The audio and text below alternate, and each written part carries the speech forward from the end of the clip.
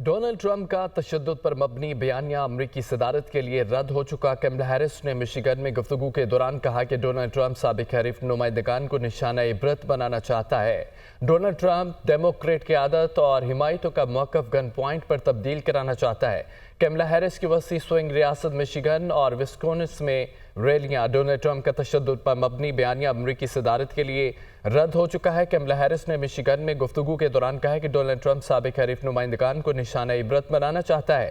Donald Trump Democrat की क़यादत और हिमायतों का मौक़िफ़ गन पॉइंट से तब्दील कराना चाहता है। कमला हैरिस की वसी स्विंग रियासत मिशिगन और विस्कॉन्सिन में रैलियां। आपको बताएं इस खबर से मुतालिक कि डोनाल्ड ट्रंप का तशद्दुद पर मबनी बयानिया अमरीकी सदारत के लिए रद्द हो चुका है। कमला हैरिस ने मिशिगन में गुफ्तगू के दौरान ये कहा है कि डोनाल्ड ट्रंप साबिक हरीफ नुमाइंदगान को निशाने इबरत बनाना चाहता है। डोनाल्ड ट्रंप डेमोक्रेट की आदत और हिमायतियों का मौक़िफ़ गन पॉइंट से तब्दील कराना चाहता है। कमला हैरिस की वसी स्विंग रियासत मिशिगन और विस्कॉन्सिन में रैलियां। डोनाल्ड ट्रंप का तशद्दुद पर मबनी बयानिया अमरीकी सदारत के लिए रद्द हो चुका है। कमला हैरिस ने मिशिगन में गुफ्तगू के दौरान ये कहा कि डोनाल्ड ट्रंप साबिक हरीफ नुमाइंदगान को निशाना इबरत बनाना चाहता है। डोनाल्ड ट्रंप डेमोक्रेट की आदत और हिमायतियों का मौक़िफ़ गन पॉइंट से तब्दील कराना चाहता है। कमला हैरिस की बस्ती स्विंग रियासत मिशिगन और विस्कॉन्सिन में रैलियां।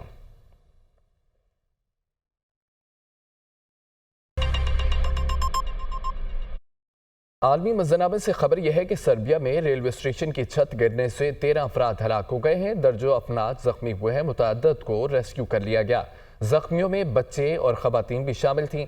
मुतअद्दिद जख्मियों की हालत तशवीशनाक बताई जा रही है। अस्पताल मुंतकिल कर दिया गया। सर्बिया में रेलवे स्टेशन की छत गिरने से 13 अफराद हलाक हुए।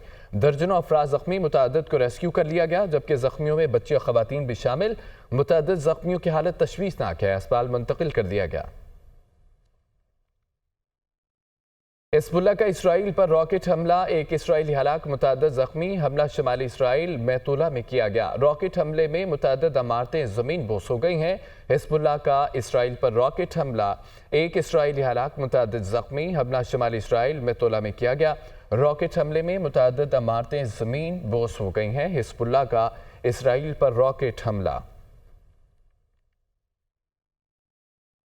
लबनान में शहरी आबादी पर इसराइल की शदीद बमबारी, 24 अफराद शहीद हो गए, दर्जनों जख्मी। इमदादी कार्रवाइयाँ जारी हैं। गुज़िश्ता 24 घंटों में 6 मेडिकल स्टाफ अरकान समेत 45 लबनानी शहीद हो गए हैं।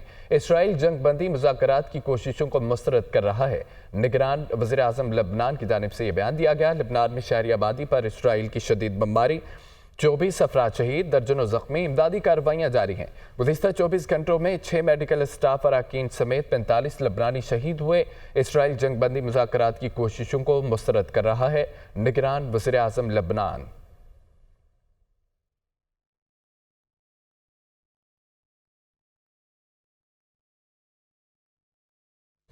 नाज़रीन, बोल्ट भी पाकिस्तानी स्टार बल्लेबाज बाबर आजम के फैन निकले। रोबोट अमीका ने कैलिफोर्निया में दुनिया न्यूज़ से गुफ्तगू करते हुए कहा कि बाबर आजम दुनिया के बेहतरीन खिलाड़ी हैं। बाबर आजम तमाम फॉर्मेट्स के शानदार प्लेयर हैं।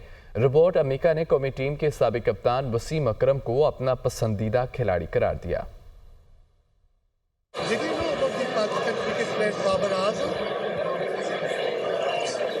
Absolutely. Babar Azam is a phenomenal batsman, and with his elegant batting style and consistency, he's become one of the top-ranked batsmen in all formats of the game. Quite a talent indeed. All right, let's follow that up. What do you know about the Pakistani cricket team, and who's your favorite player? The Pakistani cricket team is known for its unpredictability and flair, making every match exciting. They've won the ICC Cricket World Cup in 1992 and the ICC T20 World Cup in 2009. As for a favourite player, I'd say Wasim Akram stands out with his exceptional bowling skills and leadership. Senate की कायम committee बराए कानून और इंसाफ ने supreme court में जजेस की तादाद 25 करने की मंजूरी दे दी है। سینیٹر حامد خان اور سینیٹر کامران مرتضیٰ نے ججز کی تعداد بڑھانے کی مخالفت کی ہے۔ سینیٹر فاروق ایچ نائک نے کہا کہ ہزاروں مقدمات زیر التوا ہیں، تعداد بڑھا کر بروقت انصاف فراہم کیا جا سکتا ہے۔ اسلام آباد سے رپورٹ دیکھیے۔ سینٹ کی قائمہ کمیٹی قانون و انصاف نے سپریم کورٹ ججز کی تعداد بڑھانے کی منظوری دے دی۔ چیئرمین کمیٹی کے مطابق 25 ججز میں ایک چیف جسٹس اور 24 جج شامل ہوں۔ قائمہ کمیٹی کا اجلاس چیئرمین سینیٹر فاروق ایچ نائک کی صدارت میں ہوا، جس میں سینیٹر عبدالقادر کے سپریم کورٹ نمبر آف ججز ترمیمی بل 2024 پر غور کیا گیا۔ محرک سینیٹر عبدالقادر نے کہا کہ آبادی میں اضافے کی وجہ سے ججز کی تعداد میں اضافہ ضروری ہے۔ سینیٹر شہادت اوان نے کہا کہ ججز کی کم از کم تعداد 21 لازمی کرنا چاہیے۔ سینیٹر کامران مرتضیٰ نے کہا نئے چیف جسٹس سب کی پسند سے آئے ہیں، ان کو 2-3 ماہ دینے چاہیے۔ انہوں نے کہا کہ یہ سارا میلہ نئے چیف جسٹس کو لانے کے لیے ہی تھا۔ قائمہ کمیٹی برائے قانون و انصاف میں 26ویں ترمیم کا تذکرہ بھی ہوا۔ سینیٹر حامد خان نے کہا کہ 26ویں ترمیم سے ہم نے عدلیہ کو بہت نقصان پہنچایا ہے۔ جب کسی ملک کو نقصان پہنچانا چاہتے ہیں، ججز کی تعداد بڑھا دی جاتی ہے، مرضی کے فیصلے نہیں آ رہے ہوتے۔ قائمہ کمیٹی نے دوسرے ملکوں کی اعلیٰ عدلیہ کے ججوں کے حوالے سے بھی غور کیا۔ اکثریت نے ججز کی تعداد 25 کرنے کی منظوری دے دی۔ سینٹ میں supreme court practice and procedure ترمیمی آرڈیننس 2024 پیش۔ پریکٹس اینڈ پروسیجر ایکٹ کی سیکشن 2 میں ایک ذیلی شق شامل کی گئی ہے۔ ایوان بالا میں پیش کردہ بل متعلقہ قائمہ کمیٹی کو بھجوا دیا گیا۔ رپورٹ۔